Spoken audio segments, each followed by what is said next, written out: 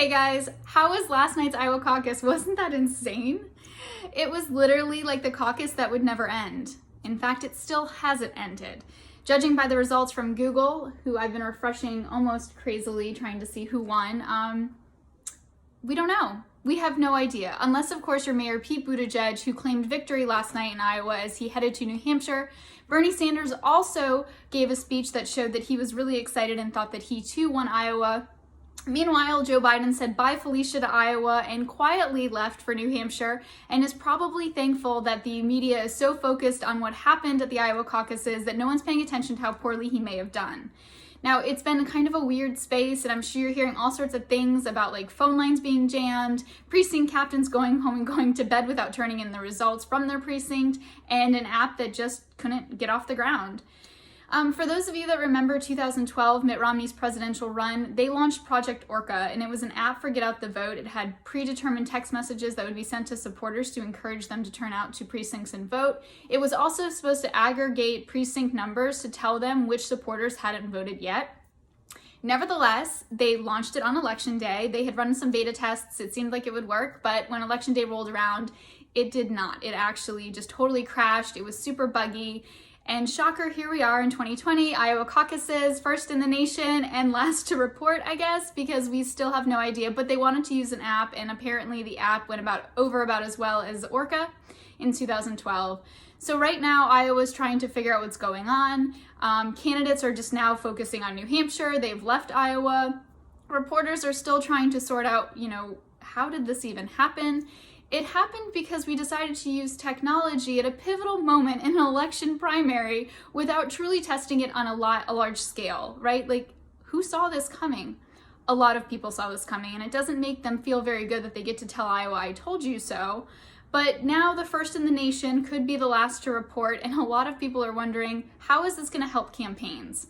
It's not, actually. Sadly, we're going from Iowa to the State of the Union tonight to the verdict in the impeachment trial the next night, all the way to Friday, the New Hampshire Democrat primary debate will take place.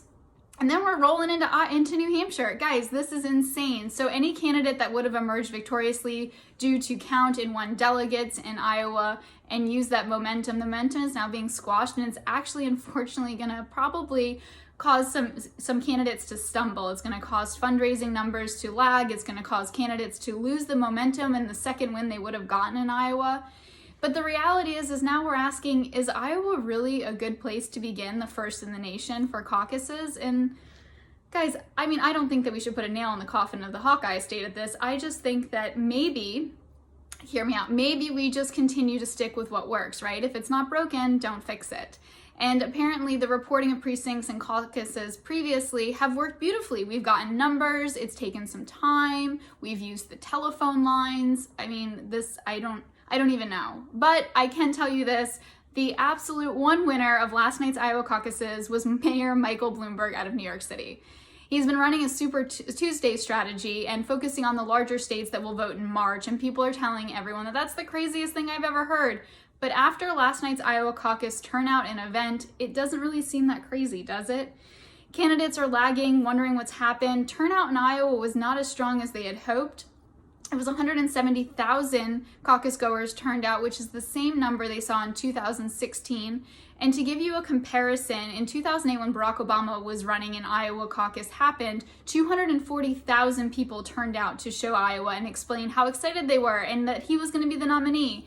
And while Iowa usually has a good hold of picking the Democrat nominee, they've done so since 2000, the reality is 2020 is looking a little buggy, and I think that it's very safe to say that this is a very fair representation of what we're seeing in terms of them just floundering. We don't know what's going on, and I have no doubt in my mind as I sit here today that President Donald Trump will capitalize on the Democrats not being able to turn out caucus results in a timely fashion for his own gain.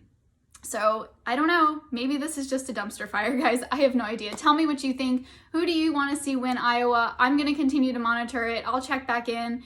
But in the meantime, have a fantastic afternoon. And guys, let's just hold steady and let's all remind Iowa that you really had one job last night, and that was to turn out caucus results. But here we are. Anyways, have a great day, and I'll see you guys soon. Bye.